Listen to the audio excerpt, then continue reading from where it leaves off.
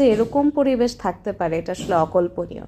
আমার আরেক কলিগ রচয়িতা আর তানিয়া আসলে ওই ফুটেজটা পাঠিয়েছিল, তারা আসলে অন্য পথ ধরে এসেছিল, মানে সোজা পথ ভুলে। যাই হোক, তো তারা আসতে আসতে আমরা আর কী করবো, আমি আর সুমন আমেজ ছিলাম, আমরা বসে বসে ওই রেস্টুরেন্টটা ঘুরে ঘুরে দেখছিলাম এবং সত্যি বলতে আমার বেশ ভালো লেগেছে।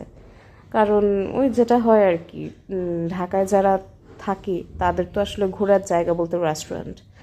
তো রেস্টুরেন্টের মধ্যে যদি একটু গাছপালা ইকোয়েটিক ভাব পাওয়া যায় তাহলে তো সেটা খুবই ভালো লাগে। তো পানকৌড়ি রেস্টুরেন্টের ভিডিও আমি এর আগে অনেক দেখেছি, ইচ্ছা ছিল আসার, কিন্তু অবশেষে একদম হুট করে প্ল্যান করে আজকে চলে আসার। এতক্ষণে যা দেখালাম বোঝাই গেল রেস্টুরেন্টের আসলে ইন্টেরিয়রটা বেশ সুন্দর। বাঁশ, কাঠ, গাছ এসবের